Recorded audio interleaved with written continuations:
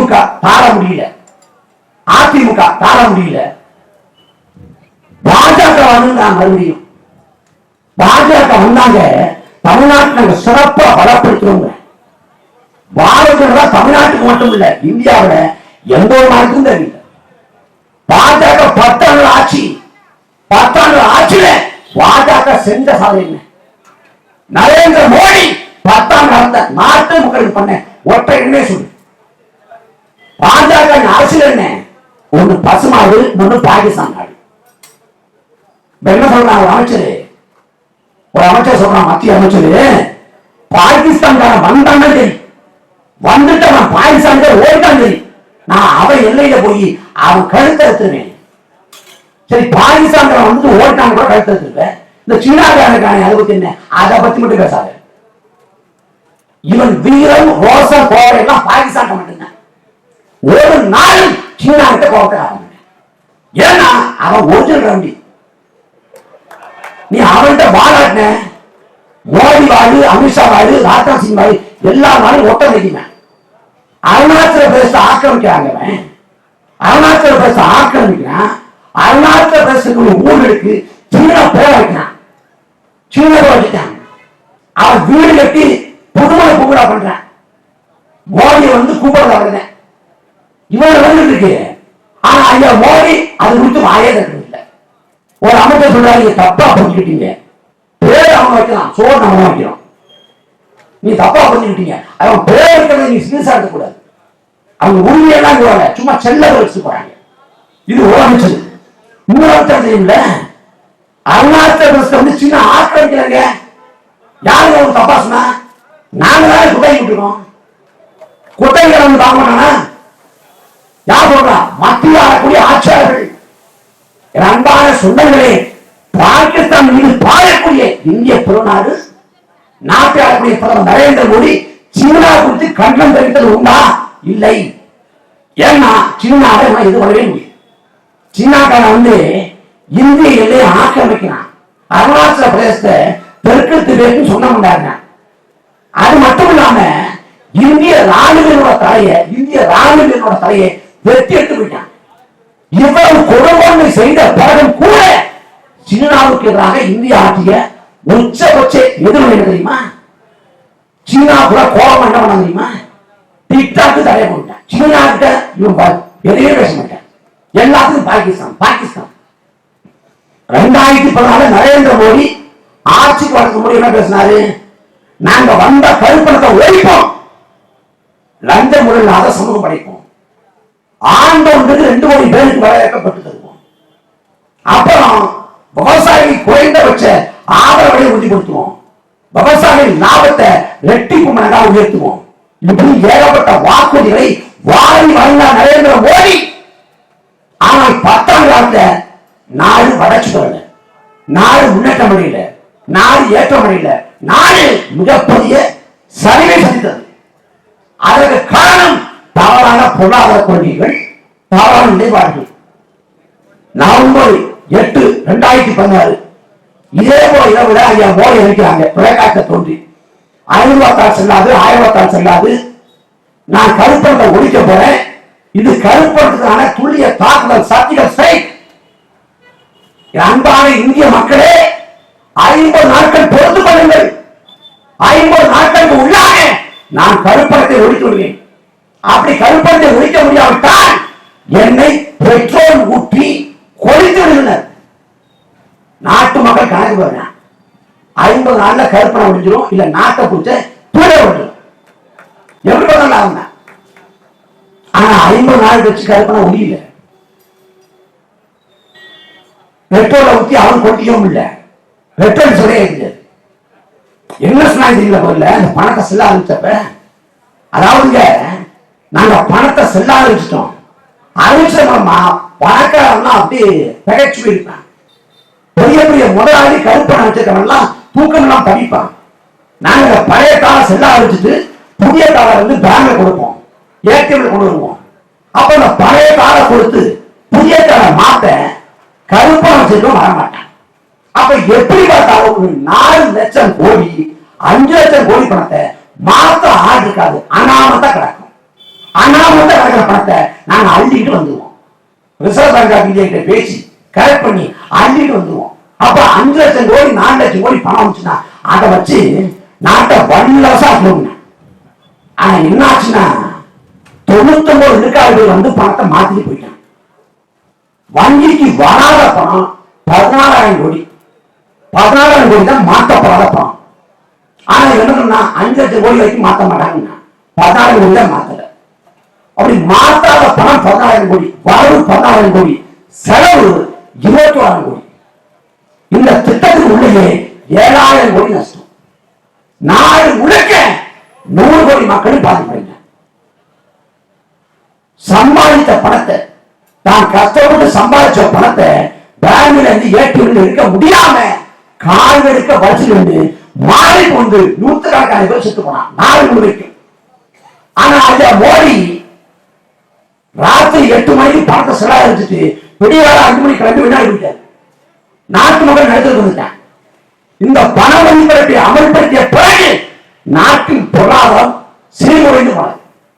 கோடிக்கணக்கான பேர் வேலைவாய்ப்பே இழந்தான். சிறு குறு தொழில் தான் முடங்கி போச்சு. முதல் அடி பண மதிப்பிழப்பு. அதே 3 வரவுள்ள ஜிஎஸ்டி கொண்டு வந்தான். சரக்கு மற்றும் சேவை வரி. இந்தியா முழுக்க ஒரே மாதிரியான வரி விதிப்பு கொண்டு வந்தான். இந்த சரக்கு மற்றும் சேவை ஜிஎஸ்டியை கொண்டு வந்ததற்கு விலைவாசி உயர்ந்தது. சின்ன சிறிய தொழில் பண்ணி பிழைப்ப ஓட்டினாங்கன்னா தொழிலை விட்டுட்டு போயிட்டான்.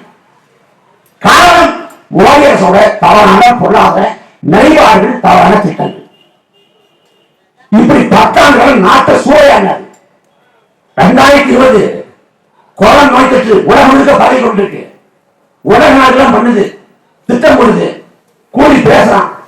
எப்படியாவது நோய் தொற்றுல இருந்து நாட்டு மக்களை காப்பாற்றணும். எப்படி காப்பாற்றுறது?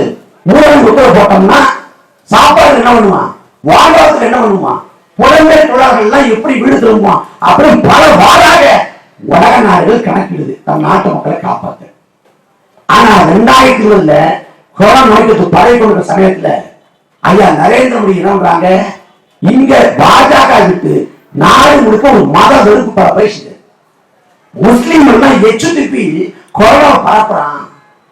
கொரோனா விட ஆபத்தான முஸ்லீம் தான், கொரோனா ஜிகாத் பண்றான், அதனால பாதுகாப்பா சொல்லி ஒரு பேர காலத்துல மக்கள் ஒன்றாக இருக்க வேண்டிய காலத்துல கூட மத வெறுப்பு பரப்பரை கட்டவிட்டு அதுவும் எவ்வளவு சீர்திருத்தம் பண்ணாதீங்க. கொரோனா வரைக்கும் என்ன பண்றது? எல்லாரும் வீட்டு வாசல்ல விளக்க பிடிங்க. விளக்க பிடிச்சா அந்த விளக்கு வெளிச்சத்துல கொரோனா பிடிக்கும்.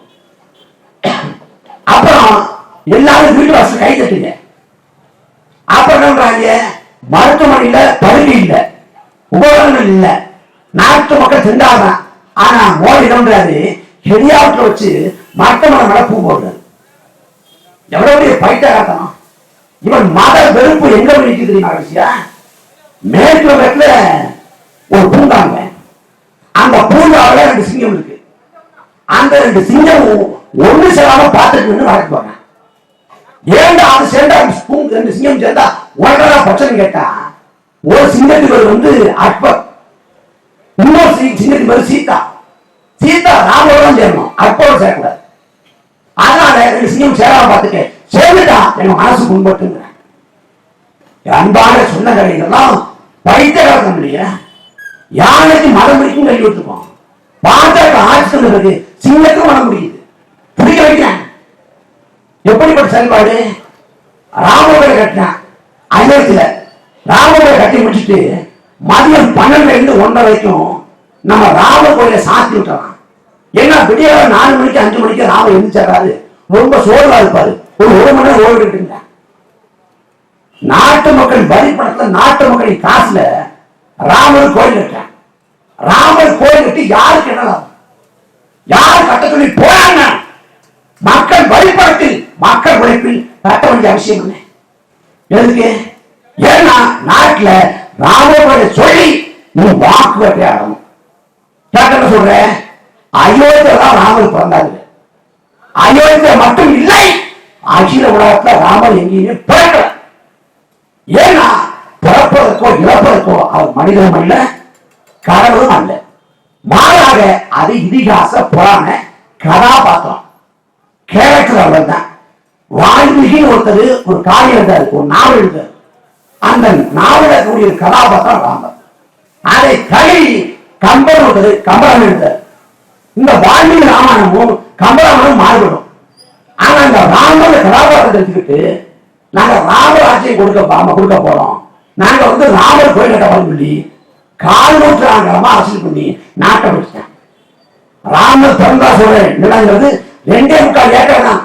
2.25 ஏக்கரை வச்சு அரசியல் பண்ணி ஒட்டுமொத்த நாட்டே வச்சுட்டாங்க. பாக்க இவ்வளவு கொடுமை. அவர் என்ன சொல்றான், ராமர் வந்து இந்த பாப மசூதி இருந்துச்சு பாருங்க, இந்த மசூதிக்கு தான் போறாங்க. அந்த மாதிரி அதுக்கு பக்கத்துல ஒரு மசூதி போறாங்க, அந்த மசூதியை பிறந்தார். அந்த பக்கம் விஷ்ணு அதுக்கு அப்புறம் ஒரு மசூதி இருப்பாங்க, அந்த மசூதி தான் பிறந்தார். உன் ராமர் உன் விஷ்ணு உன்னோட அனுமானா மருத்துவ பிரகாரம் ஏண்டா மசூதியை பிறகுறாங்க? ஏன்னா மசூதியை காரணம் காட்டி அந்த மசூதி இடிச்சோம்னா மத காரணம் ஏற்படும், மத பூசை ஏற்படும், அதை வச்சு அரசியல். இப்ப திடீர்னு ஐயா மோடி போனவா, நான் ரொம்ப வெக்கப்படுறேன், வேதனைப்படுறேன், துக்கப்படுறேன், துயரப்படுறேன், கஷ்டப்படுறேன், கவலைப்படுறேன், இவ்வளவு பட்டம் திருந்தலை மாதிரி ஏன் இவ்வளவு படுறீங்க அப்படின்னு கேட்டா, நான் தமிழ்நாடு பிறக்கல, நான் குஜராத்தியா பிறந்துட்டேன், நான் தமிழ்நாடு பிறந்திருக்கணும், என் தாய்மொழி தமிழாக இருந்திருக்கணும், என் தாய்மொழி தமிழ் நாம, நான் குஜராத்தியா பிறந்துட்டேனே, அதை வச்சு வேற பிறந்து. இப்ப ஐயா மோடி நான் என்ன சொல்றேன்னா, நீங்க அவ்வளவு கஷ்டப்பட்டு ஏன் வாங்க, உங்களை வந்து அவதார புருஷன்றாங்க, நீங்க கொண்டாடிய புருஷன் இல்லை, அது இருக்குது, அது நீங்க அவதார புருஷன், இந்த அவதார புருஷன் இந்த அவதாரத்திலேயே கஷ்டப்படணும். ராமருக்கு ஒரு சரண் சாய் நதி கிடைச்சது போல உங்களுக்கு ஒரு கங்கை நதி இல்ல காவல் நதி இல்ல ஏரி இல்ல குளம் இல்ல கிணறு ஏதாவது விழுந்து உங்க அவதாரத்தை முடிச்சுக்குங்க. அவதாரத்தை முடிச்சுட்டு அடுத்த பயில நீங்க தமிழா பிறந்துவாங்க, அப்புறம் ஓட்டு போதா இல்லைன்னா யோசனை பண்ணும். என்ன ஏமாற்று தேர்தல் வந்தா பாசம் வரும், அது திடீர்னு உள்ளுதான் சாய்தாங்க மாதிரி கட்சத்தை நிற்கணும். கட்சத்தை காங்கிரஸ் கொடுத்துருச்சு. இவ்வளவு கோபா இருந்தீங்களா? 10 வருஷம் பாஜக ஆட்சி காலத்தில் என்ன பண்ணீங்க? 2014 கடல் தாமரை மாநாடு போட்டது இதே பாஜக தான். ராமேஸ்வரத்தில் கடல் தாமரை மாநாடு, மன்மோகன் சிங் வழிநடத்த பிரதமர். ஆனால் நரேந்திர மோடி 56 இன்ச்சு கொண்ட பரந்த மார்பு கொண்ட ஒரு பிரதமர். நரேந்திர மோடி இந்தியாவில் பிரதமராக வந்தால் மூலவர்கள் தாக்கப்பட மாட்டார்கள் பேசியது பாஜக. ஆனால் பாஜக ஆட்சி கொண்ட பிறகு கூட இந்திய எல்லைக்குள்ள வச்சு பெற்றோர்கள் என்ன பண்ண, ஜாதிகள் என்ன பண்ண, இன்னைக்கு நியமிக்க போனாலும் நடுக்கலை வச்சு அடிக்கிறான், உதைக்கிறான், சித்திரவதை பண்றான், நிர்வாகப்படுத்துறான், வலைகளை அறுக்கிறான், படையை பறிச்சு கொண்டு போறான், உடல்களை சேதப்படுத்துறான், பிடிச்ச இன்னைக்கு கடலை போடுறான். அப்பையும் மகனையும் உறவு பார்க்காம புணர்ச்சினா சுட்டு கொள்றான், கைகளை உடைக்கிறான், எல்லாம். ஆனால் நரேந்திர மோடி இலங்கை கடற்படைக்கு என்றைக்காவது கண்ணா தெரிவித்ததுண்டா? என்றைக்காவது? எதற்கு தமிழ்நாட்டுக்கு வாழ்க்கிறதா? எதுக்கு? நாங்க நல்ல ஆட்சி கொடுக்க போறோம். நல்ல ஆட்சி கொடுக்க போறியா? இந்தியாவில் 18 மாநிலத்தில் பாஜக இருக்குது. 18 மாநிலத்தில் எந்த மாநிலத்தில் பாஜக நல்ல ஆட்சி கொடுக்குது? எந்த மாநிலத்தில் லஞ்சம் இல்லாத வெளிப்படையோடு நிர்வாக கொடுக்குது? மதுவிலக்கை கொண்டு என்றால் பாண்டிச்சேரியில் பாஜக தான். பாஜக கூட்டணி ஆட்சி பாண்டிச்சேரி மதுவிலக்கு கொண்டு வந்துட்டியா? பாஜக வந்தா சட்ட ஒழுங்கு சிக்கலிக்காதுன்னா பாஜக ஆளக்கூடிய மாநிலங்களில் சட்ட ஒழுங்கு சிக்கல் இல்லையா? எதற்கு தமிழ்நாடு பாஜக எந்த உண்மைக்காக அவன் பேசியிருக்கான்?